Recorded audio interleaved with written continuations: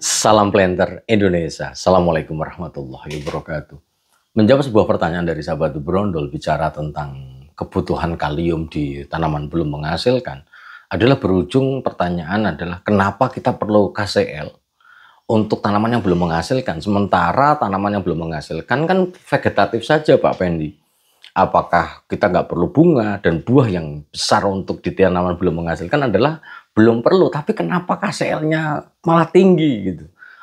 Ditunjang pula dengan rekomendasi dari NPK yang direkomendasikan adalah 12, 12, 17, 2. Ingat 12, 12, 17, 2. Kenapa? Kalium yang tertinggi di dalam tanaman yang belum menghasilkan. Maka di siang hari yang berbahagia ini izinkan The Brondol menjawab pertanyaan dari sahabat The Brondol tersebut bahwa pada prinsipnya bahwa kalium itu dibutuhkan bukan hanya untuk sekedar bunga dan buah saja. Namun interaksi keduanya adalah hal yang sangat penting bagi antara kalium dan fosfor adalah berujung terhadap pembentukan bonggol yang besar. Ini yang harus kita pahami bahwa kalium bukan hanya sekedar masalah bunga dan buah saja, namun interaksi antara fosfor dan kalium adalah akan membentuk sebuah bonggol yang besar. Sebagai contoh, mungkin di dalam rekomendasi di pre-nursery juga hal yang sama. Kenapa rekomendasi yang selalu disampaikan The Brondol itu adalah menggunakan urea di pre-nursery di 4 minggu sampai 10 minggu itu menggunakan urea 30 gram per 15 liter air per 500 bibit. Kenapa di usia 11 bulan baru masuk kalium? Karena bahwa balik lagi, kalium akan berefek terhadap pembentukan bonggol yang besar. Di sisi lain, sahabat The Brondol, bahwa di dalam tanaman yang belum menghasilkan ini juga terjadi inisiasi bunga. Sekali lagi, pembentukan bunga cukup panjang waktunya ketika ada serapan kaliumnya. Artinya bahwa kita butuh rentang waktu yang panjang. Karena bahwa tidak mungkin bahwa pemupukan yang kita lakukan hari ini langsung berefek terhadap 3 bulan ke depan di dalam pembentukan bunga adalah tidak. Berbeda ceritanya ketika kita melakukan pemupukan dengan urea atau NPK yang berujung terhadap hijau daun, mekarnya pelepah, mungkin akan sangat cepat waktunya. Dalam kondisi yang bagus 1,5 bulan, kemudian 2 sampai 2 bulan sudah terjadi perubahan yang sangat signifikan. Dari perubahan warna hijau daun yang semakin membaik, pelepah yang mekar sempurna, kemudian renyahnya pelepah ketika didodos, ini akan sangat dipengaruhi oleh nitrogen. Kalau nitrogen waktunya cepat, akan tetapi di dalam pembentukan bunga dan buah butuh waktu yang cukup panjang.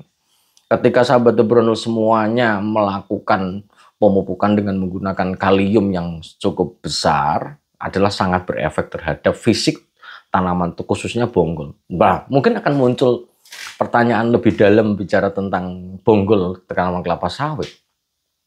Emangnya kenapa sih ini bonggol yang besar? Nah, bonggol yang besar akan memberikan sebuah penampang melintang melekatnya akar dengan sangat banyak. Tanaman bonggol-bonggol yang kecil maka akarnya juga sedikit. Nah, akar ini adalah akar primer yang menempel pada batang kelapa sawit. Itu adalah akar primer yang nanti akar primer turun menjadi akar sekunder, tersier, dan kuartener. Nah, di akar tersier dan kuartener inilah akan menjadi akar yang paling tinggi di dalam penyerapan unsur hara dan air itu sendiri. Sehingga memang bonggol adalah memegang peranan yang penting di dalam fisik tubuh tanaman kelapa sawit yang dalam bentuk yang terbaik. Maka salah satu kuncinya adalah di bonggolnya. Dan sisi lain sahabat The Brondol, ketika kita di tanaman belum menghasilkan, kita hanya berpikir hijau tok, itu adalah bukan menyelesaikan masalah. Hijau adalah bagian dari subur. Tapi subur yang seperti apa? Apakah dia kurus meninggi cepat tapi hijau adalah hal yang subur? Tidak. Indahnya kelapa sawit dan fisik yang sehat di dalam tanaman kelapa sawit adalah kembali lagi bonggol yang besar, hijau, dan pasti mekarnya pelepah adalah sempurna. Ini akan menjadi hal yang sangat penting di dalam konsep dasar produktivitas tanaman kelapa sawit. Nah, di dalam tanaman seperti gambar di sini, ini seperti ini. Pak Pendi, ini kalau gambarnya misalnya bunga jantan semua. Mungkin dulu di dalam tanaman di pembibitan di main nursery pembentukannya adalah kurang kalium, bisa jadi stres dan sebagainya. Di sisi lain kita meminggirkan dulu genetik ya. Kalau memang rata-rata seperti ini bebas sertifikat, mungkin asupan gizi yang tidak cukup. Maka sahabat Brondel pada siang hari yang berbahagia ini, hal yang harus dipahami di dalam konsep dasar pembentukan fisik tubuh tanaman kelapa sawit, di tanaman belum menghasilkan, kalium memegang peranan yang sangat penting. Selain sebagai pembentukan bonggol yang nanti berperan di dalam bersama dengan kolaborasi dengan fosfor, kemudian juga pasti ada dengan natrium juga. Sehingga di dalam tanaman belum menghasilkan pun tetap akan membutuhkan 4 unsur hara makro yang utama. Kalium, nitrogen, fosfor, dan magnesium yang dibutuhkan secara proporsional. Akan tetapi di sisi lain kita tidak boleh Bapak ini misalnya panen kelapa sawit di usia 26 bulan, kemudian saya up, kaliumnya terlalu tinggi, resikonya apa? Kalium yang terlalu tinggi memberikan KCl yang terlalu tinggi, di mana magnesium rendah, magnesium yang akan kedodoran, akan tertekan habis. Sehingga bisa jadi bahwa kelapa sawit kita akan menjadi belang-belang daunnya akibat kekurangan magnesium.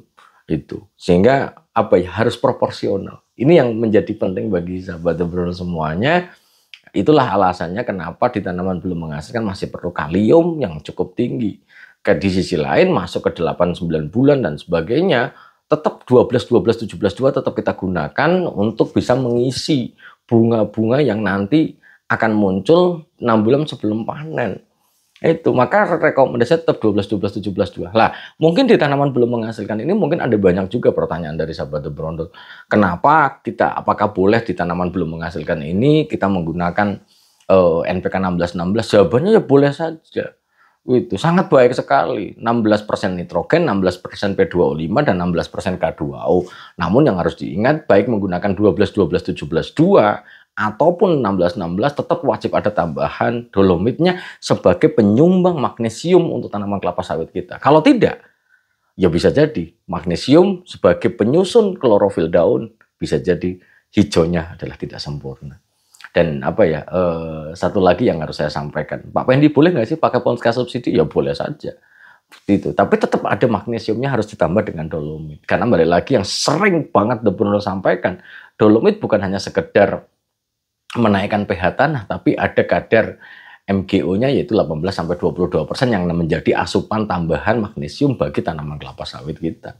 Itu. Sehingga kalau misalnya melihat tanaman yang kayak gini, tanaman kok bunga jantan semua, maka evaluasi pembentukan atau pemberian asupan dari nutrisi melalui pemupukan yang kita berikan.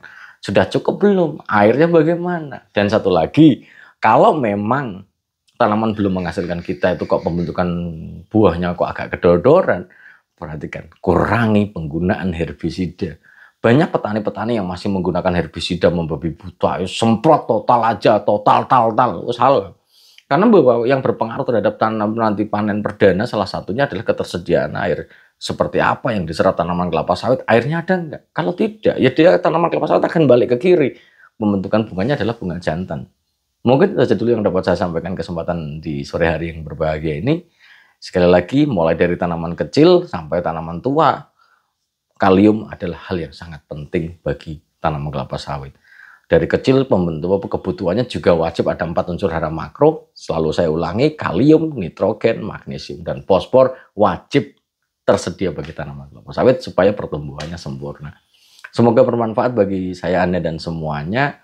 Dan sebagai penutup, ini mumpung kita membahas tanaman belum menghasilkan, masih banyak orang yang bertanya, di tanaman belum menghasilkan gini, sampai kapan sih kastrasinya sih Pak Wendy? Jadi yang namanya kastrasi dan sanitasi adalah proses pembersihan tanaman kelapa sawit sebelum dia masuk ke masa panen. Panen kita rata-rata di 26 bulan, maka di usia 20 bulan setiap pelepah yang 100% kering maka wajib kita turunkan. Pak Pendi, kalau misalnya daunnya kering, kemudian batangnya pelepahnya masih hijau, bisa diturunkan, turunkan aja nggak apa-apa. Karena balik lagi yang berfotosintesis adalah daunnya, bukan pangkal pelepahnya. Sehingga tetap diberikan. Lah, jangan sampai over pruning, karena balik lagi unsur hara dan air bisa diserap secara optimum oleh tanaman kelapa sawit yang dihasilkan energinya adalah dari jumlah pelepah yang mumpuni. Sekali lagi yang 100% kering boleh. Silahkan dipotong untuk dilaksanakan kastrasi di 6 bulan sebelum panen sudah mulai dibersihkan, dan apa namanya itu sanitasi, kastrasi 20 bulan kita hentikan supaya kita bisa panen perdana di 26 bulan sebelum panen. Dan sangat tergantung varietasnya, karena varietas itu ada yang 28, 30, ada yang 26. Bahkan Damimas menyampaikan bisa sampai 24 bulan setelah tanam di lapangan bisa kita panen perdana kelapa sawit. Semoga bermanfaat bagi sahabat entrepreneur semuanya dan salam planter Indonesia. Assalamualaikum warahmatullahi wabarakatuh.